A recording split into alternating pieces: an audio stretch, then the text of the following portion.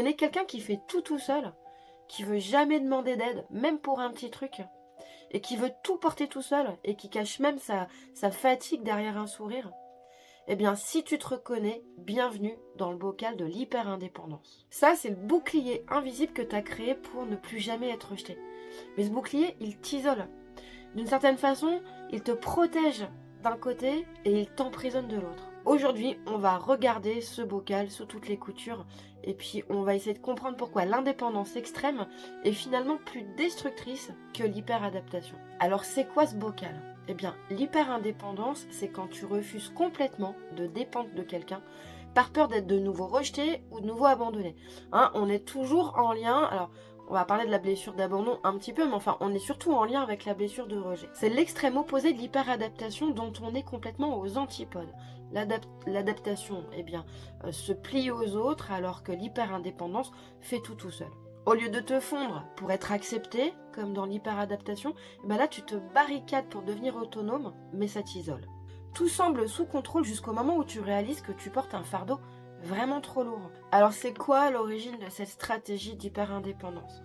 Eh bien c'est quand enfant, t'as compris à tort ou à raison d'ailleurs, que demander de l'aide, c'était risqué d'être rejeté ou abandonné. Alors finalement ce que t'as appris, c'est mieux vaut faire tout seul que de dépendre de quelqu'un et d'être trahi. Et ce bouclier, il t'a protégé pendant des années, mais c'est devenu une cage. Tu vois, quelque part, t'as passé ton temps à survivre, tu as survécu, mais t'as jamais vraiment vécu. On va parler des pièges de ce bocal parce que c'est important de comprendre dans quoi on est complètement bloqué. Alors le premier piège, eh bien c'est l'isolement.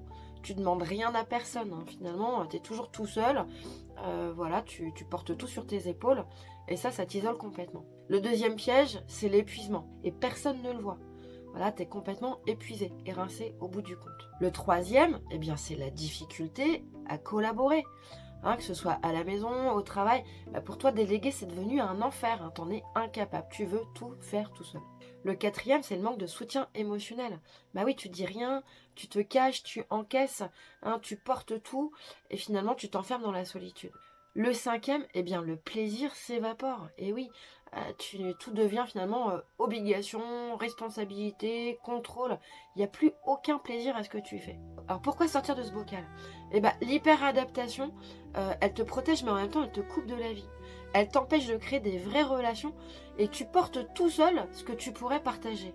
Sortir de ce bocal, c'est accepter que tu peux t'appuyer et faire confiance sans crainte d'être de nouveau abandonné. C'est retrouver l'équilibre entre autonomie et interconnexion. Et ça, c'est la vraie liberté. Quels sont les avantages à sortir de ce bocal ? Eh bien, les avantages, le premier avantage, ça va être de rétablir de l'équilibre. Non seulement tu seras autonome, mais en plus tu auras du soutien. Tu vas pouvoir être beaucoup plus en équilibre avec toi-même. Ensuite, tu vas avoir des relations qui vont être beaucoup plus chouettes. Des relations plus profondes, des relations plus sincères avec les gens. Et des relations de confiance surtout. Troisième chose, ton énergie va être préservée. Tu vas être beaucoup moins fatigué, beaucoup moins stressé, beaucoup moins sous pression. Et ça, c'est quand même pas négligeable. Et puis, tu vas apprendre que la vulnérabilité, c'est pas une faiblesse, c'est une force. Et tu vas pouvoir mettre en place des systèmes de coopération qui vont te faire passer du mode survie au mode vie. Ça, c'est quand même un grand changement. J'espère que cet épisode t'aura apporté suffisamment de lumière et de motivation pour venir fissurer ton bocal. Dans le prochain épisode, on va observer une nouvelle stratégie qui est toujours en lien avec la blessure du rejet. Et il s'agit de l'hyper-perfectionnisme. Tu sais, c'est ce truc où tu passes ton temps à vouloir tout maîtriser, tout contrôler, où tu mets la barre tellement haut que tu finis par t'épuiser et même tu finis par ne plus être complètement vivant, tu deviens une machine. Alors si tu veux voir comment sortir de cette quête de perfection et voir comment tu peux remettre de la fluidité dans ta vie, je te dis à lundi prochain